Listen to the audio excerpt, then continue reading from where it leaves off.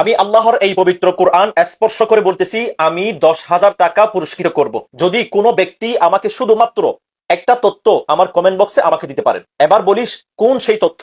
ধরেন পুরো বাংলাদেশে 64 জেলা, 64 জেলা থেকে যদি আপনি আমাকে 3টা কোয়ালিটি আছে এরকম যদি বিএনপির কোন নেতা কর্মী পুরো বাংলাদেশ থেকে 64 জন দেখাতে পারেন, তাকে আমি 10,000 টাকা পুরস্কৃত করব।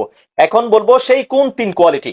ধরেন ছাত্র দল করে, অথবা যুব দল করে, অথবা বিএনপি করে, কিন্তু সমাজের মধ্যে সবচাইতে ভদ্র ছেলে, কোন রকম কোন কেলেঙ্কারিতে নাই, কোন রকম অপকর্মের সাথে জড়িত নাই, এমনকি 5 ওয়াক্ত নামাজ পড়ে, প্লাস স্কুল কলেজ অথবা ভার্সিটির মধ্যে সবচাইতে ভালো স্টুডেন্ট। এই 3টা কোয়ালিটি আছে এরকম যদি যুব দল অথবা ছাত্র দল অথবা বিএনপি থেকে পুরো বাংলাদেশ থেকে যদি আপনি 64 জেলা থেকে আপনি আমাকে 64 জন বিএনপি নেতা কর্মী দেখাইতে পারেন, তাহলে আপনাকে আমি 10,000 টাকা পুরস্কৃত করব। আমাকে কমেন্ট বক্সে ডিটেলস দিতে হবে, কিন্তু আমার আত্মবিশ্বাস বলছে আমাকে 1 টাকাও পুরস্কৃত করতে হবে না। কেন করতে হবে না? কারণ আমি জানি পুরো বাংলাদেশ থেকে আপনি আমাকে 64 জন এরকম বিএনপি নেতা কর্মী আপনি আমাকে দেখাইতে পারবেন না। কেন পারবেন না? কারণ এই দলের মধ্যে এই 3টা কোয়ালিটি আছে এরকম কোন নেতা কর্মী আপনি পুরো বাংলাদেশ থেকে খুঁজে পাবেন না।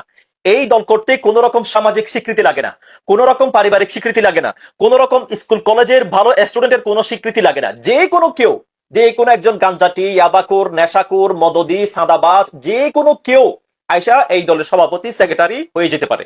এই জন্য আমার আত্মবিশ্বাস বলছে আপনি পুরো বাংলাদেশ থেকে 64 জন এই 3টা কোয়ালিটি আছে এরকম কোন নেতা কর্মী আপনি আমাকে দেখাইতে পারবেন না। যাই হোক, তার কমেন্ট বক্সে থেকে স্ক্রিন রেকর্ড করে দিয়েছি, আপনারা এই স্ক্রিন রেকর্ডটা পড়েন। আর আমি বলতেছি ওনার কথা ভালো করে বোঝার চেষ্টা করবেন। উনি কিন্তু ছেলের কথা বলছে, মুরব্বী কোনো নেতার কথা বলে নাই।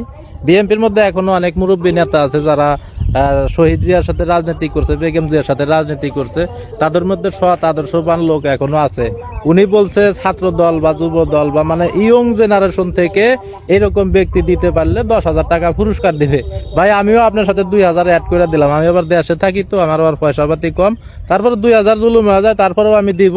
আপনি যেহেতু সৌদি প্রবাসী ভাই, সৌদিতে বিজনেস করেন, আপনি 10,000 দেওয়া সম্ভব, আমার 10,000 দেওয়া সম্ভব না, আমি দিব 2,000 অ্যাড করে দিলাম আর কি, 2,000 বাড়াইয়া দিলাম। দিয়া যান, প্রমাণ সহকারে দিয়া যান, সমস্যা কি?